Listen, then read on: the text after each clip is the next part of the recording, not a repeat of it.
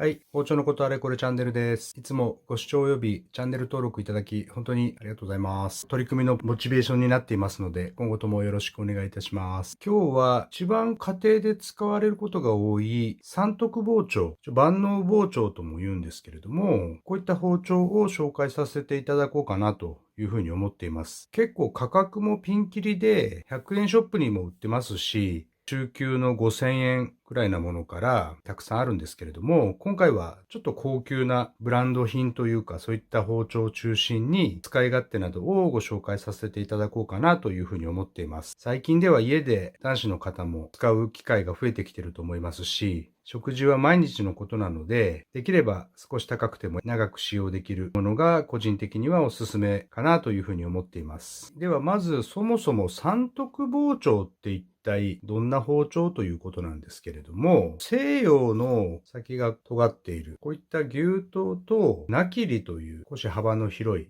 野菜を切る専門の包丁。この2つの特徴を合わせて使いやすくしたのが、別名万能包丁とも言いますね。三徳という名前なので、お肉も切れるし、野菜も切れるし、魚も切れると。いろんな食材に対応できるというふうなことで名付けられているんですけれども、基本的には両刃といって、こちらにも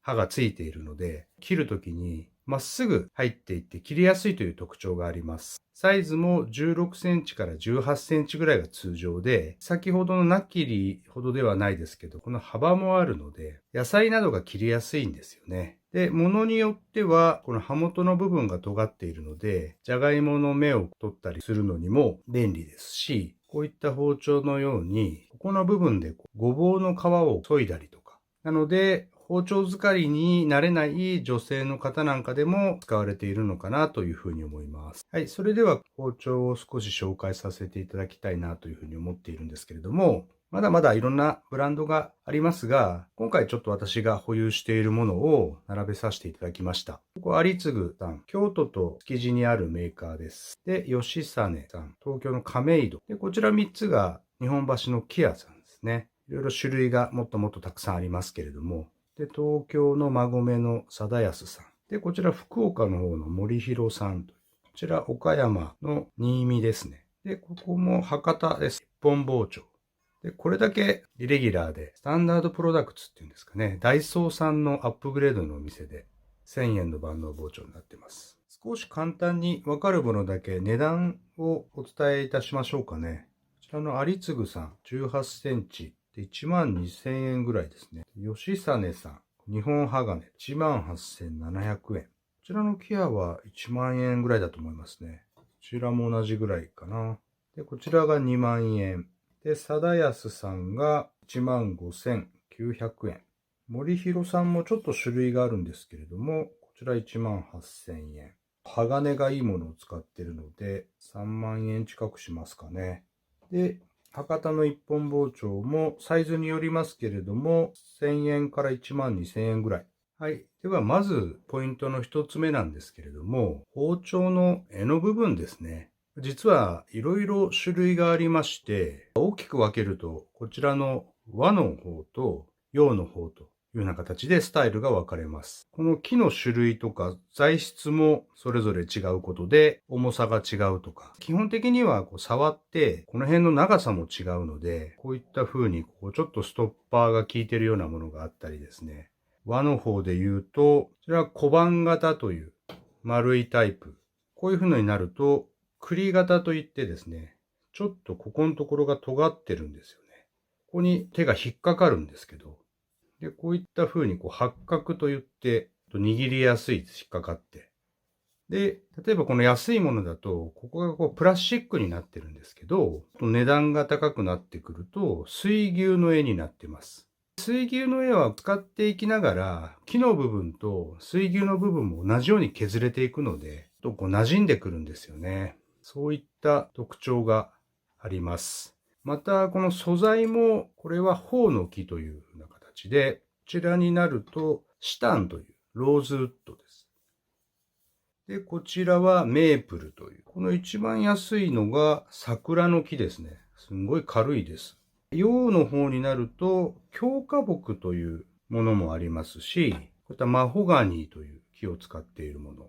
こういった唾がないタイプ。このところに水が入り込みやすいというか、そういったものもあれば、唾ありといってですね、水の侵入がない分、衛生的に良いというような感じ。いろいろそんな形でたくさん種類があると、木の場合は比較的濡れると乾くのに時間がかかるので、衛生面でちょっと難点があるかなと。ただ使い込むことに手に馴染んでくる。こういうふうに、つばなしというふうな先ほどお伝えしたものでも、本通しと言いまして、下までずっとこうやってサンドしているもの。背通しと言って、背中の部分だけサンドされている背通しというふうな部分。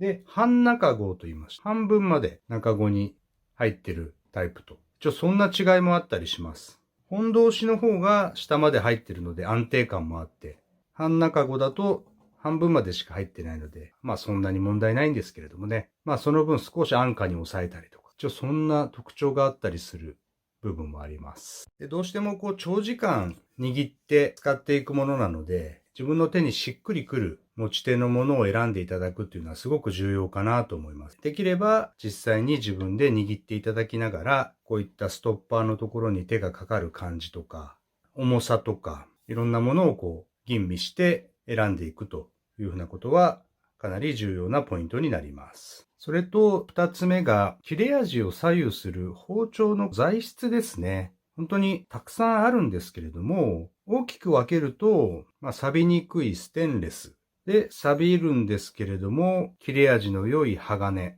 で、ステンレスと鋼の素材の違いの中でも、森弘さんもサンドしてるタイプなんですけれども、両方がステンレスで、真ん中の鋼が青紙の2号という、こちらとこちらはステンレスなんで、錆びにくいんですよね。錆びるのはこの鋼のところだけ。で、こちらの貞康さんもサンドされていますけれども、錆びる地金で真ん中だけ鋼になっています。で、新見さんのこちらは青紙スーパーという、こちらもサンドしてるんですけれども、最高級の鋼が真ん中に入っています。で、ハイス割り込みという、ハイス鋼という、ちょっと粉末の金属を圧着させたような、硬いんですけれども、切れ味は鋭いという、そんな特徴のある鋼。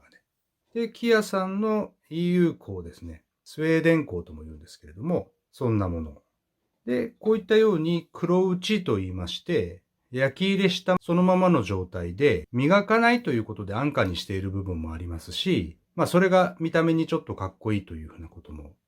あったり、酸化膜といって、ちょっと黒錆びなんですけれども、これ以上錆が進まないという利点があるんですよね。その他、ダマスカスとか、チタンとかセラミックなんかで使ってるのもあるんですけれども、それぞれ硬かったり柔らかかったり、研ぎやすかったり研ぎにくかったり、長切れしたり、すぐ切れなくなったり、いろんなことが連動しながら特徴があるというふうなことになっています。それとやはり3つ目は、そこに歴史があったりするので、好きなブランドというふうなものを見つけていただくっていうことになってくるかなと思います。この辺の貞康さんとか、福岡のこの森弘さん、で、こちらの新見もそうですかね、岡山の。やっぱ一貫体制と言いまして、焼いたり、叩いたり、研いだり、いろんなことを全部一つの工場で作っているというふうなとこもあれば、有次さんとか吉実さん、日本橋木屋さんもそうですけれども、鍛冶屋さんはいて、研ぎは刃物屋さんですると。こんな感じでいろんな特徴がありながら値段の違いもあるというふうなことなんですけれども、ぜひ今回のポイントを参考にしていただきながら、ご自分に合った一生ものの包丁をご購入いただいて、料理を楽しんでいただければなというふうなことで、今回の動画は終了とさせていただきます。何かご参考になったことがございましたら、